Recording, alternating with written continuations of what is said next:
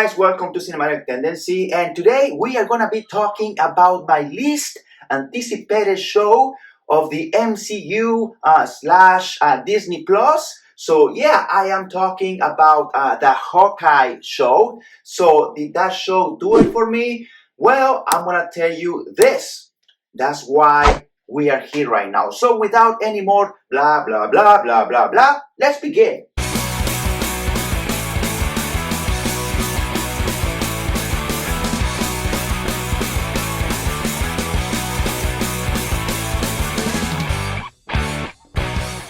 So this show has 6 episodes, but if you ask me, I would prefer more like somewhere in between 8 to 12 episodes. I think 6 episodes is very brief, but it is what it is. So this show centers on the adventures of the young Avenger, Kate Bishop, and she's learning how to become a hero. So she's gonna take the role after the original Avenger, known as Clint Barton, also known as Hawkeye. So this show is basically about Kate Bishop becoming a superhero. This show is about a relationship of a mentor, in this case Hawkeye, and his mentoree, in this case Kate Bishop. As for the main cast, we have Jeremy Renner as Hawkeye.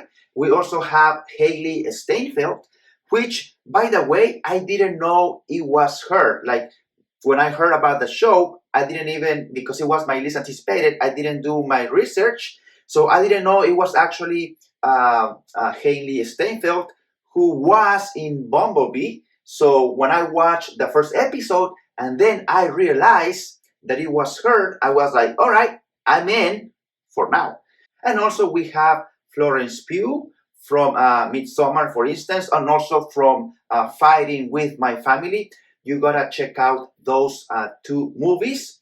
So the title of the show is Hawkeye. So the only thing that is kind of funny is like the first 2 episodes, especially on the first one, even starting from the opening credits, everything is about Kate Bishop. So Hawkeye, it kind of takes the passenger seat, so to speak, and everything is about Kate Bishop. Nothing wrong with that, but it seems a little bit like misleading, so to speak. In general, the show has pretty good moments, but also some moments that are negative. One of the things I really like was that relationship that starts building up between Hawkeye and Kate Bishop. I think every time they were spending time on screen together, they were building up, they were building that relationship. And so as the show progresses, that relationship gets stronger. And also, I also liked that relationship. It was brief. It was not as long as the relationship between Kate and Clint, but it was between Yelena and Kate. They have some conversation, they have some fights, but I really enjoyed the moments that those 2 girls had together. They were talking, and I really like also that Yelena kept her Russian accent. I really like that. But yeah, they have some funny moments together. The show has a very good action, particularly episode 3. That's my favorite episode of the entire series. So yeah, in episode 3, we get introduced to a different variety of trick arrows, including the pimp particles. So that moment was very cool. Very cool looking. I'm talking there, without spoilers, there is a fight on the bridge. So check it out. That will be episode 3. And yeah, there's other stuff that was weak. I mean, the villain wasn't very strong. It wasn't fleshed out more. And also, what else? Oh yeah, there is this the track suit mafia, right? So I like the concept. Actually, if you haven't seen the movie The Gentleman. That was my favorite movie of 2019. The Gentleman. In that movie, there is another tracksuit gang, but that gang was pretty cool. Like they were like break dancers, but they were like fighters. I mean, they're like super cool. And this one, the Tracksuit Mafia, I mean, yeah, they're matching, wearing matching uniforms and stuff. But to me, they were kind of dumb, but they were more like comedy relief. They reminded me the goons from the Batman and Robin show from the 1960s. So yeah, that gives you an idea what I'm talking about. So the season finale of the show, so that will be episode 6.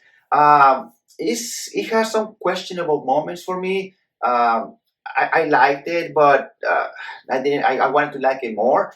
And without saying any spoilers, let me tell you that in that episode, we get introduced one of the Marvel slash Netflix characters. So he is now in the MCU officially, but it seems to me like he is a slightly different version from the Netflix show, because I don't want to say that he has supernatural powers, but I'm gonna say that he has some sort of, I'm gonna call it comic book powers, because even though he's human, even though he has no super abilities, he can take a lot of heavy damage, like in the comics. So that's one of the reasons why I think he's not exactly the same version from the Netflix show. At the end of the day, I enjoyed the show Hawkeye, even though I know it could have been better. If I have to rank the Hawkeye show among all of the Disney Plus TV shows, uh, obviously MCU shows, I'm gonna put WandaVision first, still, because that show still is one of a kind with a brand new concept, the way they did that show. And then my most anticipated show, and also most disappointing, sadly, was The Falcon and the Winter Soldier. I only like 2 episodes from that show, episodes 3 and 4, and so I will put WandaVision first. Then I'm gonna have to go with Hawkeye in 2. After that, I'm gonna put the Falcon and the Winter Soldier, and then lastly, I'm gonna put that show Loki. And I didn't review that show Loki, but I'm gonna tell you, I have a good time with it, but nah, I wasn't very impressed or too much in love with it. But I like Loki as a character, and as a matter of fact, I've been this close. I've been very tempted in buying that Loki hot toy. Maybe I will one day, but in my wish list, I have other figures ahead of Loki. But again, hey, maybe one day I'll get it. And before I go, let me remind you to please like and also to subscribe to the channel. And as always, once again, thank you for your time. Thank you for watching. And I am going to see you very soon in another video. And until then, choca la mano.